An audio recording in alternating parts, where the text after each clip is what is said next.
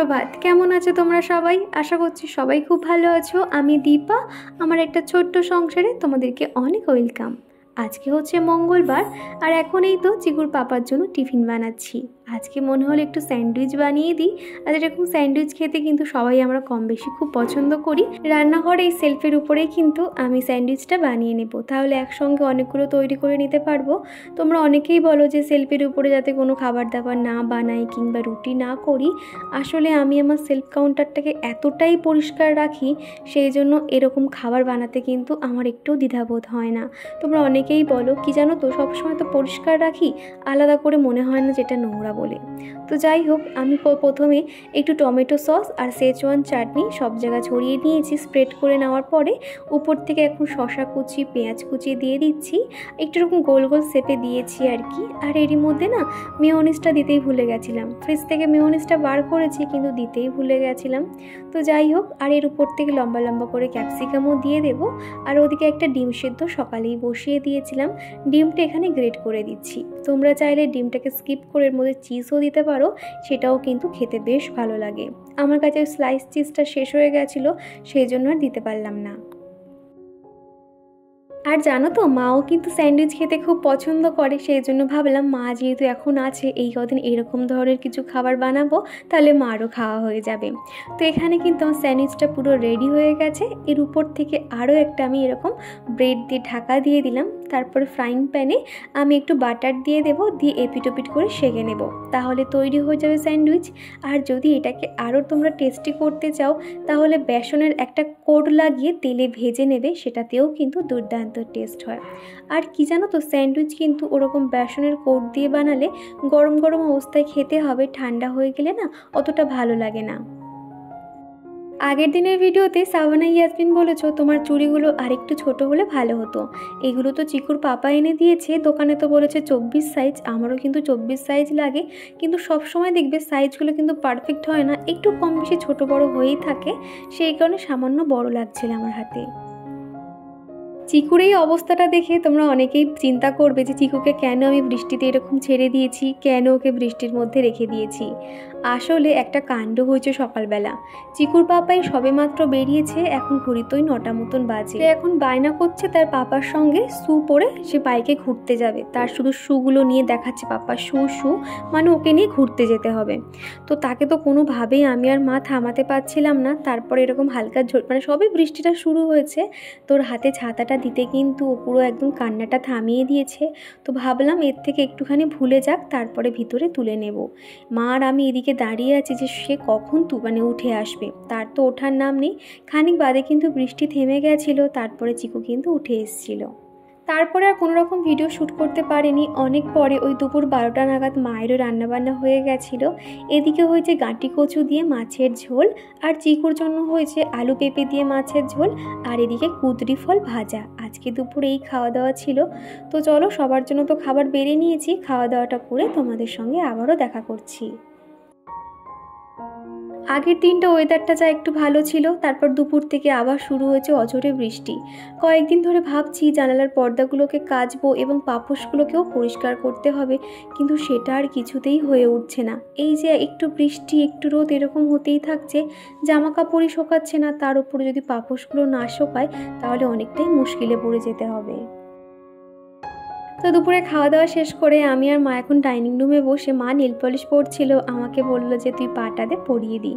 মা বলেই কিন্তু পাটা এগিয়ে দিতে পেরেছি, তাই না? মায়ের মতন আপন কি কেউ হয়? তো দেখো, মায়ের কাছে পা বাড়াতে কিন্তু দুবার আমরা চিন্তা করি না। তো মা এখানে নেল পলিশগুলো খুব সুন্দর করে পরিয়ে দিচ্ছে আস্তে আস্তে করে। তারপরে ওই দুপুর নাগাদ মা আর আমি খানিকক্ষণ শুয়েছিলাম। আজকে অনেক দিন বাদে প্রায় 1 ঘন্টা মতন দুপুরবেলা ঘুমিয়েছি। তারপরে এই তো সবে মাত্র উঠেছি, আর এখন একটু স্কিন কেয়ার করে নেব। সকালে ওই স্নান করার সময় মুখে যে একটু ফেস ওয়াশ দিয়েছিলাম, তারপরে তো আর সময় পাই না। তো নয় বিকেলবেলা কিংবা রাত্রিবেলা মোটামুটি দিনে 2বার আমি স্কিনে ফেস ওয়াশ দিয়ে থাকি।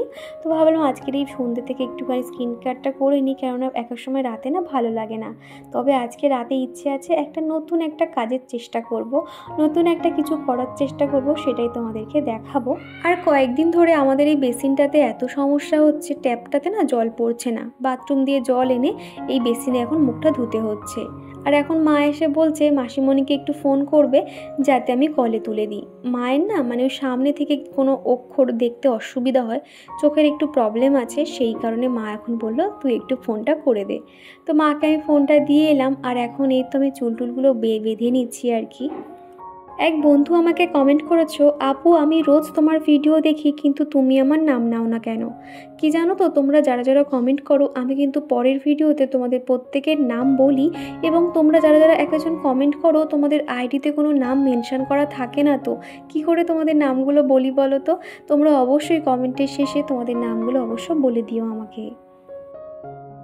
মায়ের ওদিকে সন্ধে দেওয়া হয়ে গেছে আর আমাদের চিকুও ঘুম থেকে উঠে পড়েছে। এখন এই যে সন্ধ্যের টিফিনটা করে নিচ্ছি। মা আর আমার জন্য লিকার চা বানিয়েছিলাম। আমার বিকেল থেকে একটু মাথাটা যন্ত্রণা করছিল, সেই জন্য একটু শুকনো মুড়ি খাবো, তাহলে মাথা যন্ত্রণাটা কমতে পারে। আর চিকুর জন্য ম্যাগি বানিয়ে দিয়েছিলাম। আর এরই সঙ্গে চলো আমার প্রিয় বন্ধুগুলোর নাম নেওয়া যাক। প্রথমেই কমেন্ট করেছে সুমি দাস, সোনিয়া খাতুন, শাবানা ইয়াসমিন, আজমিরা বেগম, সুরভি মণ্ডল ঘোষ, রিয়েল ব্লগ হীরা, শিল্পা বিশ্বাস ব্লগ চ্যানেল, কেয়ার ফ্যামিলি দিদিভাই, কণিকা দাস, তুলা দে দিদিভাই, লিলিমা মাইতি, বিনা কুট্টি দাস, লাভলি অর্পিতা। তো দিদিভাই বোনেরা তোমাদেরকে জানাতে চাই অসংখ্য ধন্যবাদ। আর ম্যাগির প্যাকেটটা তো দেখলে কিভাবে আমি সিল করে রেখে দিলাম। যে কোনো খাবারের প্যাকেট যখন অর্ধেকটা থেকে যাবে, প্যাকেটগুলো যদি এইভাবে আমরা ভালো করে সিল করে রাখতে পারি তাহলে কিন্তু জিনিসটা অনেক দিন পর্যন্ত ভালো থাকে। আর এখন এই তো সবাই মিলে টিফিন করতে বসেছি। আর এরই মধ্যে চিকুর পাপাও চলে এসেছিলো ওই 7:30 পৌনে 8টা নাগাদ।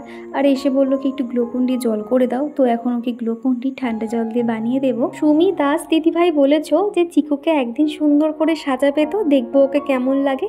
দিদিভাই তুমি যখন বলেছো অবশ্যই ওকে সুন্দর করে সাজিয়ে দেবো। তারপরে চিকুর পাপা বাড়িতে আসতেই আমার হাতে দুটো পার্সেল ধরিয়ে দিল, এবং আমি দেখে না ঠিক মনে করতে পারছিলাম না যে কি আছে এর মধ্যে। আর আমাদের চিকু এতটাই দুষ্টু, এতটাই বোঝে যে এর মধ্যে কিছু না একটা কিছু আছে। ও রান্নাঘর থেকে ছুটে কাঁচি নিয়ে চলে এসছে। তো এখানে দেখো চিকুর পাপার জন্য না একটা শার্ট আর একটা প্যান্ট হচ্ছে কি আনা হয়েছে। দুদিন আগে না আমার এই শার্টটা খুব পছন্দ হয়েছিল, তো ওকে বলেছিলাম, তো তখনই আর কি অর্ডার করা হয়েছিল। তো আমার না ঠিক খেয়ালই ছিল না, ভুলেই গেছিলাম। তো এদিকে দেখো চিকুর পাপার জন্য একটা শার্ট আর একটা প্যান্ট নেওয়া হয়েছে, খুব সুন্দর হয়েছে কিন্তু। এই শার্টটা দেখছো তো পুরো ব্ল্যাক কালার, আর প্যান্টটা নেওয়া হয়েছে তোমার খানিকটা গ্রে কালার, সেরকমই আর কি। দুটো আর কি ম্যাচ করে নেওয়া হয়েছে। প্যান্টটাও কিন্তু ভীষণ ভালো এসছে। মোটামুটি এখন থেকেই কিন্তু আমাদের দুর্গাপুজোর শপিং শুরু হয়ে গেল। আমার কার জন্য জামা এনেছে? এই জামাটা তোমার ভালো লেগেছে? ঠিক আছে। আর এদিকে চিকুর কাণ্ড দেখেছো, ওর পাপার জামাগুলো দেখে ও নিজে বলছে যাতে ওর জামা প্যান্টগুলো খুলে দিই, ও এই জামা কাপড়গুলো পরবে। এত দুষ্টুমি করতে থাকে না, দেখো সেগুলো নিয়েই এখন খেলা করছে। এটা কার জামা? জামাটা কার বলো? পুরো জামাটা ভীষণ ভালো লেগেছে। ওর পাপাকে তো একদমই দিচ্ছে না, শুধু কান্নাকাটি করছে আর দেখাচ্ছে যে জামা প্যান্টটা খুলে দিয়ে। এই দেখো আবার বলছে যাতে ওই জামাটা খুলে দিই ওকে। এই জামাটা পরবে? জামাটা পরে কোথায় যাবে? বলে ঘুরতে, ঘুরতেটা বলতে পারছে না, ঘুরতে এই করছে। ঘুরতে যাবে? কিন্তু এই জামাটা তো তোমার নয়। দেখো দেখো তোমরা কি পরিমাণ বদমাইশি করছে। বলছে যে নো, এটা ওর, এটা পাপার জামা, এটা তোমার নয়। দিয়ে দাও, দিয়ে দাও আমাকে, দিয়ে দাও, দিয়ে দাও আমাকে, দিয়ে দাও। কি হয়েছে, কি হয়েছে বলো? এটা তো পাপার জামা, এটা তোমার নয়, এটা তোমার নয়, এটা পাপার। ঠিক আছে? এটা কি হচ্ছে? এটা কি করছে? এবার আমাকে এটা তো পাপার জামা, বলো। এটা তো পাপার জামা।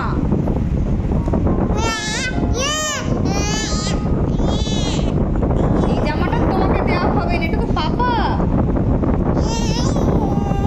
এরকম বায়না করবে, এখন ওকে থামাই, চলো তারপর তোমাদের সঙ্গে আবার কথা বলছি। তারপরে চিকুকে থামানোর জন্য ওকে ট্যাপটা দিয়েছি, সে তো কিছুতেই থামে না, ট্যাপটা দিতে কিন্তু চুপ করে গেছিলো। আর ওদিকে আমি জামা কাপড়গুলো সমস্তটাই ভাঁজ করে আলমারিতে তুলে রাখবো কি এসে দেখছি ট্যাপের যে ব্যাক কভারটা ছিল সেটা না টেনে ছিঁড়ে ফেলেছে। আর এই ট্যাপটার না ব্যাক কভার কিন্তু এখনও পর্যন্ত আর পাওয়া যায় না।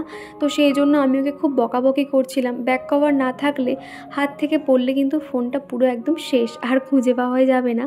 আসলে এই ট্যাবের যে মডেলটা সেটা কিন্তু এখন আর মার্কেটে একদমই পাওয়া যায় না, সেই কারণে ওকে একটু বকাবকি করছিলাম। বলো মা সরি, বুঝতে পারিনি। ওকে ধরো, আর ছিড়বে না কিন্তু। কি অবস্থা হলো এটা? হ্যাঁ, এটা কি অবস্থা হলো এটা?